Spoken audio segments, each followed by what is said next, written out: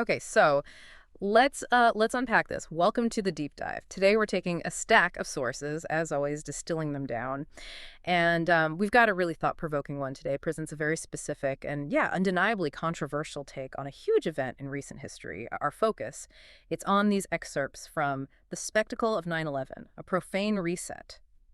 Now, if you're expecting, a standard historical analysis, this is, well, it's quite different. It frames 9/11 not just as a tragedy, which of course it was, but as what the source calls a carefully orchestrated symbolic event, full of hidden sort of ritualistic meaning. It's definitely an intense perspective, and we're here to explore its claims carefully.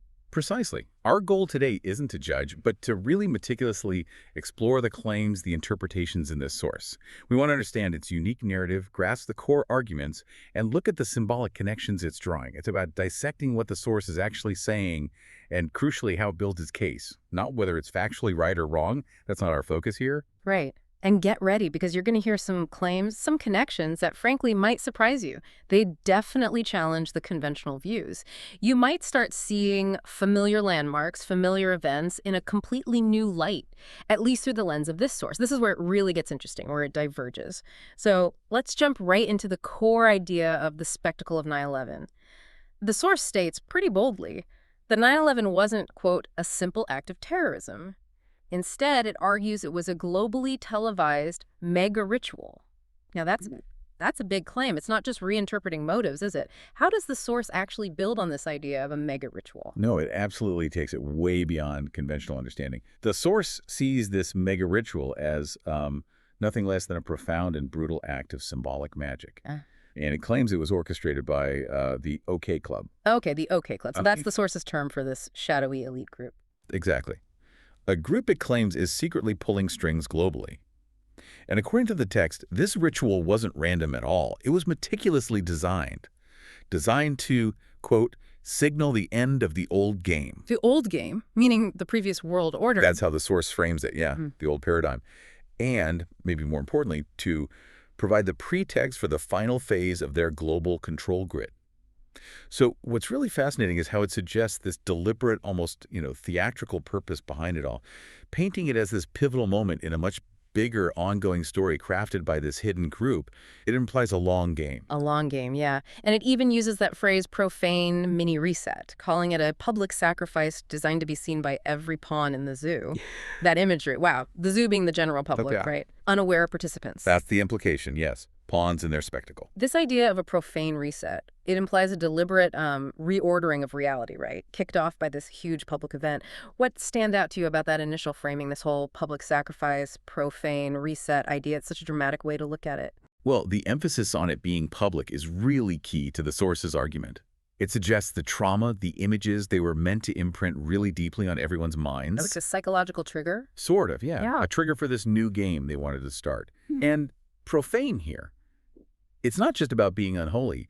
It implies a deliberate twisting, a manipulation of sacred ritual ideas for their own secular or maybe the OK Club's ends. Okay. It's a foundational claim for them, that Okay. everything which followed was built on that first shocking public declaration. So let's dig deeper into that. Let's talk about the main targets of the supposed ritual, the Twin Towers. The source is really clear. They weren't chosen by chance. It was all about their immense symbolic power. So it's not just about buildings coming down. It's about what the source thinks they represented. Indeed.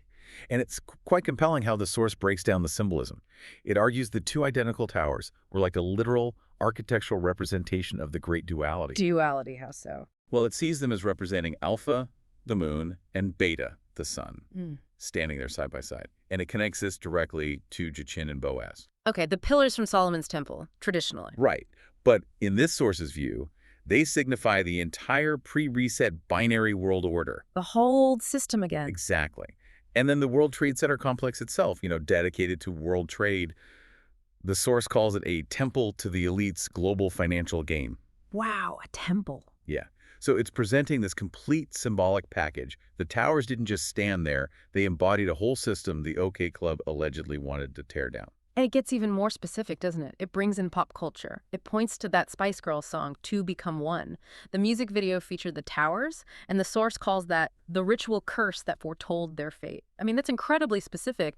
How does it justify calling a pop song a ritual curse? It is highly provocative, isn't it?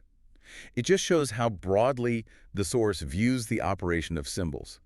It argues the song's title, "To Become One," wasn't just, a pop lyric about romance. It claims it was a kind of prophetic message, or maybe an esoteric hint, put into pop culture by the OK Club. To prepare people subconsciously. That's the idea, preparing the collective subconscious for the tower's destruction. By showing the towers in a video for a song with that title, the source suggests it acted like a preloaded curse, a symbolic foreshadowing, maybe even setting the stage energetically for the event. So if you carry that back to the bigger picture the source is painting, that the destruction wasn't just demolition. The source argues it was the OK Club symbolically shattering that old duality, the Jachin and Boaz idea. Declaring the end of the two separate pillars. Exactly. The binary world order was over, in their view. It does make you ask, though, what does it mean for a building or even a pop song to carry such heavy symbolic weight in a narrative like this? It speaks to how architecture, how media, can embody or reflect worldviews, and how, in this theory, they could be deliberately used in some grand hidden plan. Okay, so the narrative then takes another turn, maybe even darker, when we look at the name given to the site afterwards, Ground Zero. The source claims this is one of the most direct clues, a direct cipher, not just a description. Right, that's a really critical point for the source. It acknowledges that, yes, Ground Zero usually means the epicenter of a huge explosion, often nuclear. Sure, that's the common understanding. But in this interpretation, when the elites deliberately named it Ground Zero, they weren't just being descriptive. Symbolically, they were declaring it a profane impact site. It was a ritual naming, not just factual. A ritual naming. Yes. The source suggests it became a new sacred place, a place where one world ended and a new one would begin. Consecrated in fire, it says, and named for the god whose cycle they were enacting. Okay, the god whose cycle. What does that mean in this context? Some specific era they believed they were starting. That's the implication, yeah. Yeah. A specific historical or maybe cosmological age that this OK Club felt they were deliberately ushering in, marking a huge transition. So the naming itself, in this view, was a core part of the ritual, marking this profound shift. So what does this tell us about how the source sees the construction of a new beginning? It's fascinating. The idea that even the language we use, official names, can be loaded with hidden ritual meaning, like they're deliberately reshaping how we see the past and future just by naming something. Exactly. It's not passive naming in this source's view, it's active consecration. By calling it Ground Zero, the source argues they're taking a claim. This is the starting point for their new order. Okay. Ensuring its symbolic power isn't just about destruction, but it's foundational for what comes next. Every detail, even the words used, becomes part of this public ritual they're describing. And then, literally from the ashes, something new did rise. One world tower, a single skyscraper. And the source connects this straight back to that two become one idea we talked about. Like, this is the literal architectural result of the ritual, the physical proof of their new game. Absolutely.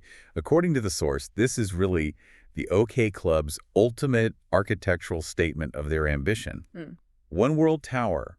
In this whole narrative, it's not just a replacement building. It's a towering monument to a singular power, designed specifically to replace that old duality with, well, a new unity. And it uses the term monarchy. Yes, describing it as their attempt to build the monarchy in their own image.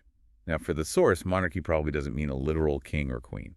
More like a unified global power structure. That seems to be the idea. A new kind of absolute control the OK Club intends to wield. The tower is seen as the earthly corporate representation of the unified monarch they intend to control. So yeah, it's way beyond just architecture. It's presented as a physical embodiment of a claimed philosophical goal, a political goal, the capstone to the whole symbolic ritual. Okay, so let's try and pull all these threads together then. The source basically argues the entire history of this specific site is one long public ritual, executed meticulously for a grand purpose. It starts with the traumatic destruction of the Great Duality, the Twin Towers, in this shocking public ceremony. A spectacle. Then the symbolic naming, calling the site Ground Zero, which the source says consecrates it after this monarch idea, this emerging singular power. The new beginning point. And finally, on that exact spot, they build this huge monument to their ultimate goal, one world tower, A literal two become one reality where they are the architects of this supposed one world order. It's presented as a complete symbolic journey, start to finish, all tied to one place, unfolding over years, even decades. And what's really fascinating, or maybe disturbing, depending on how you look at it, is how the source just weaves everything together. Events, symbols, buildings, into this single overarching story about control and transformation.